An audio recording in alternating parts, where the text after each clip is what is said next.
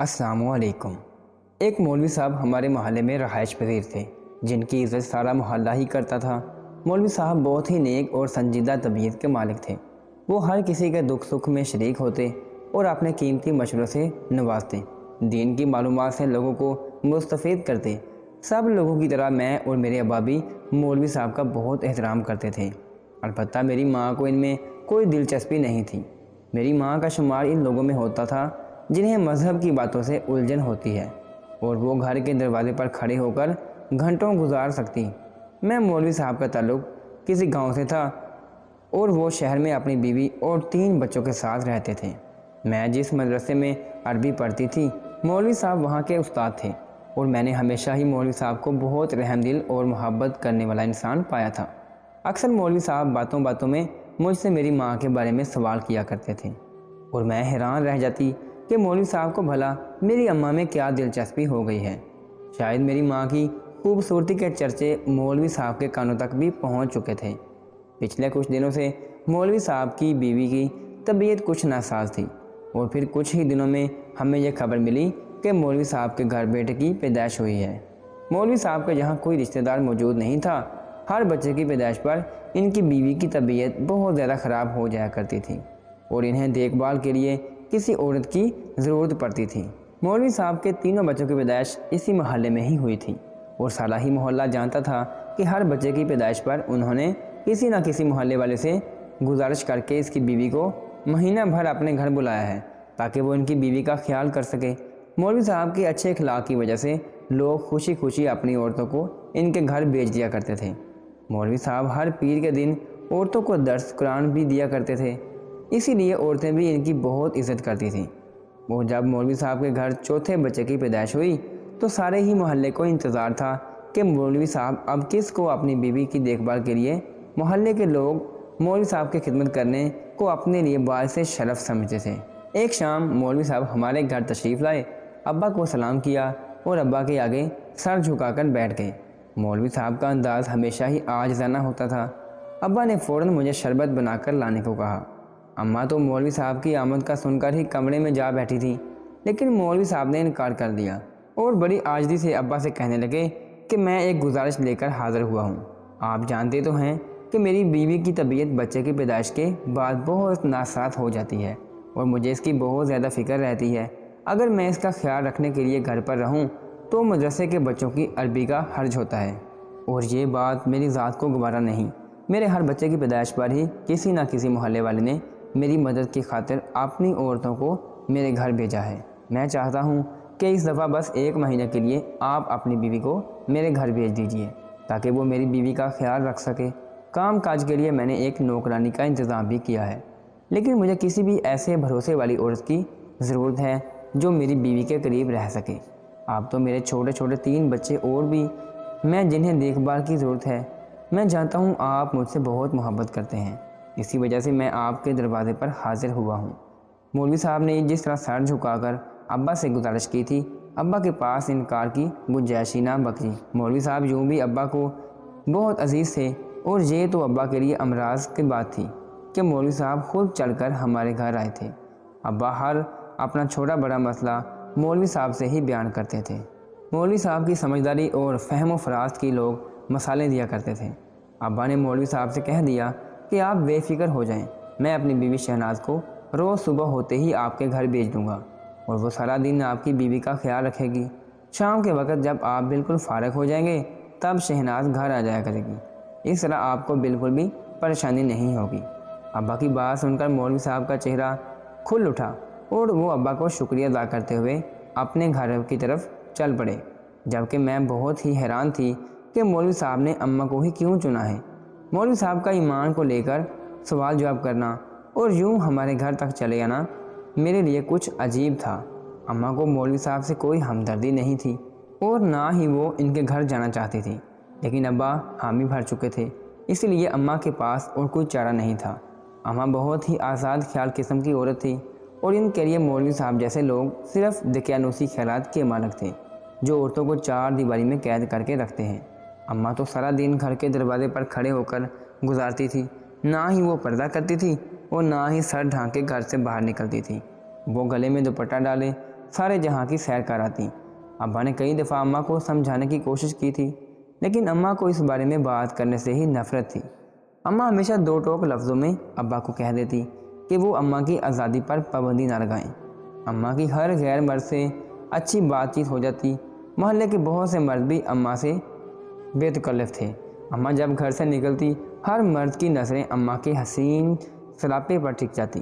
اماں سے گھر کے کام کاج بھی نہیں ہوتے تھے، کیونکہ اس طرح ان کے بڑے ہوئے ناخن اور ان پر لگی نیل پالش خراب ہوتی، اور یہ بات انہیں بالکل بھی برداشت نہیں تھی۔ اس لیے جب مولوی صاحب کی بیوی کا خیال رکھنے کی بات آئی تو اماں نے ابا سے اسی بات کو لے کر بحث بھی کی کہ ابا نے کہا مولوی صاحب کی بیوی کی تیمارداری ان کے گلے میں ڈال دی ہے۔ اماں کو تو مولوی صاحب جیسے لوگوں سے پہلے ہی خدا واسطے کا بیر تھا، لیکن اب مجبوری میں انہیں مولوی صاحب کے گھر جانا ہی تھا، کیونکہ ابا نے اماں سے پوچھے بغیر ہی حامی بھر لی تھی۔ اگر مولوی صاحب نے مجھے ذرا بھی لیکچر دینے کی کوشش کی تو میں اسی وقت ان کی بیوی کو چھوڑ کر گھر واپس آ جاؤں گی۔ اماں نے ابا کو کھلے عام دھمکی دی، ارے وہ تمہیں لیکچر کیوں دینے لگے، انہیں تو اپنی بیوی کی فکر ہے۔ ابا ہمیشہ کی طرح اماں کو محبت سے منانے لگے۔ اماں مولوی صاحب کے جانے کے بعد بھی سارا وقت غصے میں بڑبڑاتی رہتی۔ انہیں اس بات پر بھی بہت غصہ تھا کہ مولوی صاحب کو ہمارے علاوہ محلے میں اور کوئی گھر نظر نہیں آیا جو ہمارے گھر چلے آئے۔ اماں نے تو کبھی مولوی صاحب کی بیوی سے ملاقات تک نہیں کی تھی، اور نہ ہی وہ کبھی عورتوں کے درس قرآن میں گئی تھی، لیکن نہ جانے مولوی صاحب کو کیا سوچی کہ انہوں نے اماں کا انتخاب کر لیا۔ اماں چلتے پھرتے مولوی صاحب کو کوس رہی تھی۔ اماں کی منتوں پر اگلے دن سے ہی اماں نے مولوی صاحب کے گھر جانا شروع کر دیا۔ مجھے یقین تھا کہ 2 دن سے زیادہ اماں مولوی صاحب کے گھر نہیں جائیں گی۔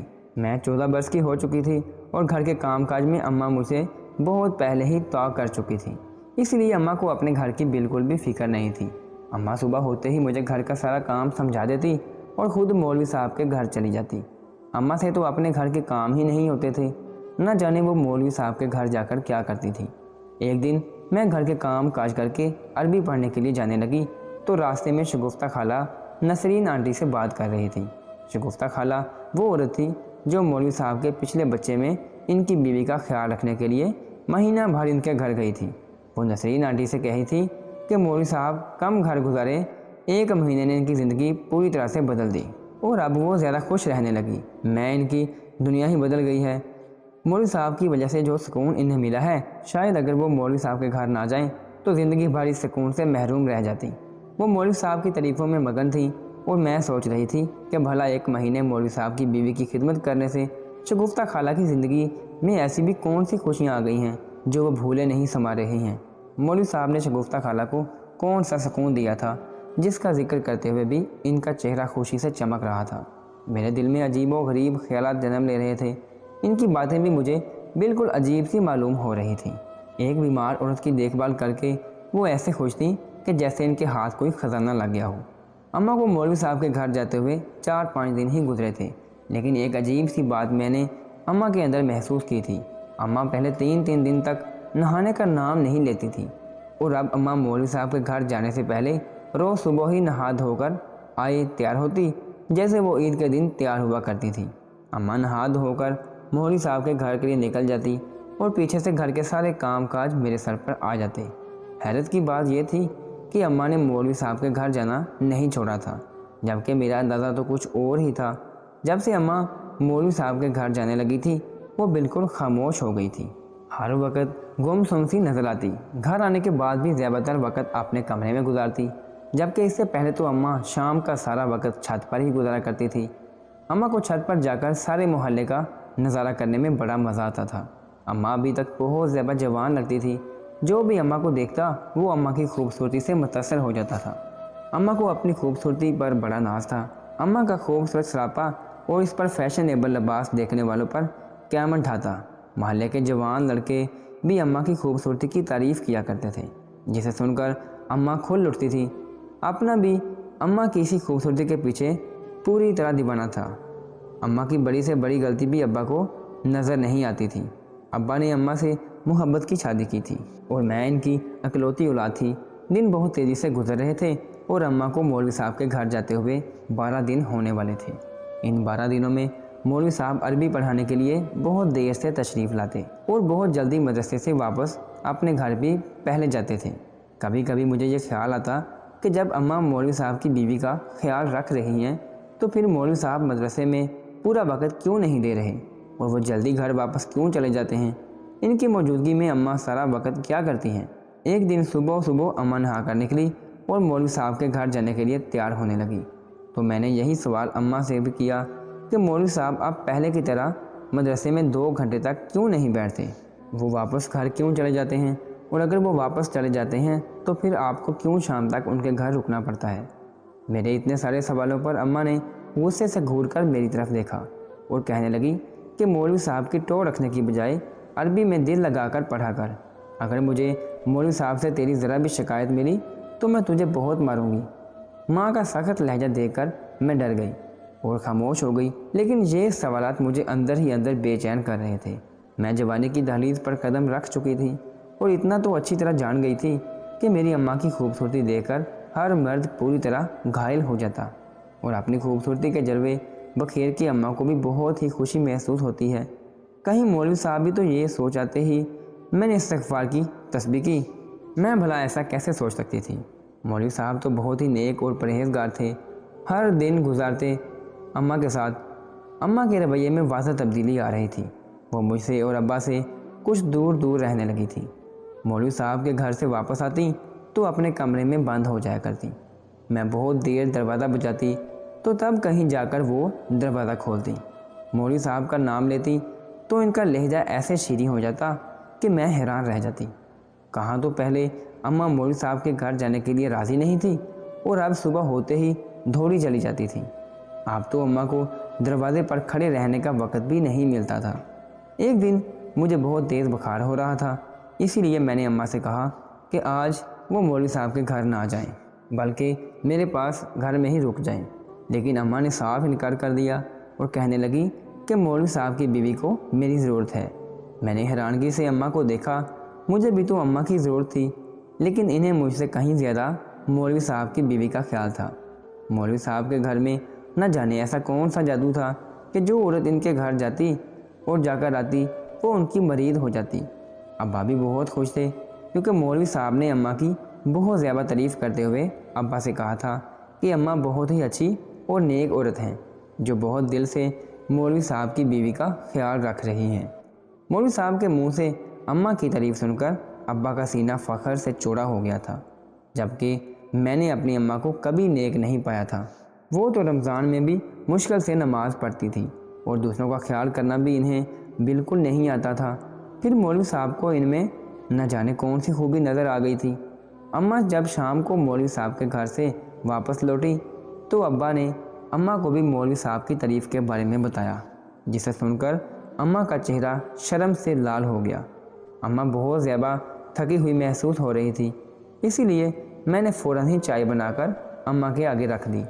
اماں جب بھی مولوی صاحب کے گھر سے واپس آتی وہ بہت زیادہ تھکی ہوئی لگتی، شاید وہ واقعی بہت دل لگا کر مولوی صاحب کی بیوی کی خدمت کر رہی تھیں۔ اگلے دن اماں نہا دھو کر مولوی صاحب کے گھر چلی گئی اور میں گھر کے کام کاج میں مصروف ہو گئی۔ تھوڑی ہی دیر میں اماں کی بڑی بہن اچانک ہمارے گھر آ گئی۔ وہ بہت دور رہتی تھی اور خصوصاً انہوں نے اماں سے ملاقات کے لیے آئی تھی۔ میں نے انہیں بٹھایا اور کہا کہ خالہ آپ تھوڑی دیر انتظار کریں، میں اماں کو مولوی صاحب کے گھر سے بلا کر لاتی ہوں۔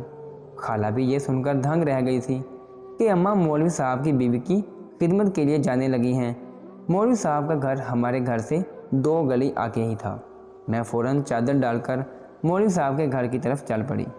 مولوی صاحب کا مکان پرانی طرز کا تھا، دروازے پر کوئی لاک بھی نہیں تھا، ایک چھوٹا سا کنڈا اٹکا ہوا تھا جسے بآسانی ہٹا کر میں اندر داخل ہو گئی۔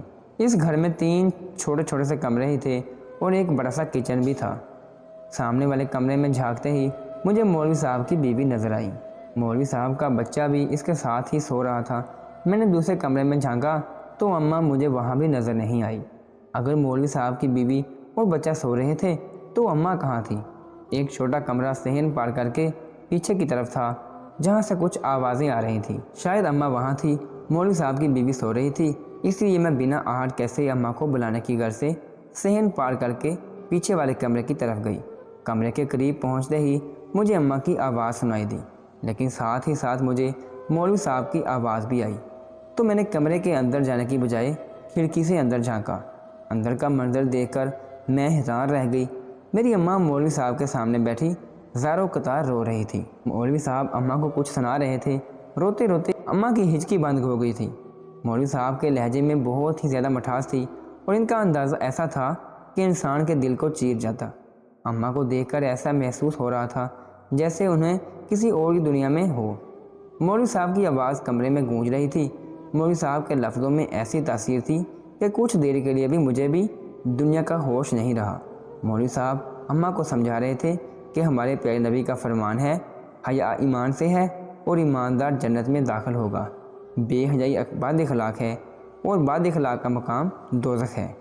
ارشاد باری تعالیٰ ہے، جو لوگ مسلمانوں میں بے حیائی پھیلانے کے آرزومند رہتے ہیں، میں جان گئی تھی کہ اب میری ماں کے قدم ہمیشہ نیک راستے پر ہی اٹھیں گے۔ کبھی کبھی انسان کی کوئی چھوٹی سی نیکی اللہ کو اس قدر پسند آ جاتی ہے کہ اللہ انسان کو اپنے راستے کے لیے چن لیتا ہے۔ شاید میری ماں کی بھی کوئی ایسی نیکی ہی ان کے کام آ گئی تھی۔ کچھ عرصے بعد ہی اماں نے مکمل طور پر پردہ شروع کر دیا تھا۔ اب نہ ہی وہ شام کے وقت چھت پر جاتی تھی اور نہ ہی اپنی خوبصورتی کی نمائش کرتی تھی۔ مولوی صاحب کی بیوی ٹھیک ہو گئی تھی اور اب ان کو اماں کی ضرورت نہیں رہی تھی۔ انہوں نے باقاعدگی سے درس قرآن میں جانا شروع کر دیا اور اماں کی زندگی میں واضح بدلاؤ آ گیا تھا۔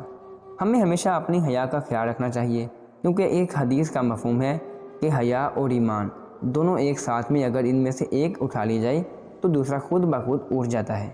اگر آپ کو ہماری ویڈیو اچھی لگی ہو تو آپ نے اس کو لائک کرنا ہے اور آگے دوستوں کو شیئر بھی کرنا ہے، اور اگر آپ نے ابھی تک ہمارا چینل سبسکرائب نہیں کیا تو آپ نے اس کو سبسکرائب کرنا ہے اور بیل آئیکن کو دبا دینا ہے۔ اللہ حافظ۔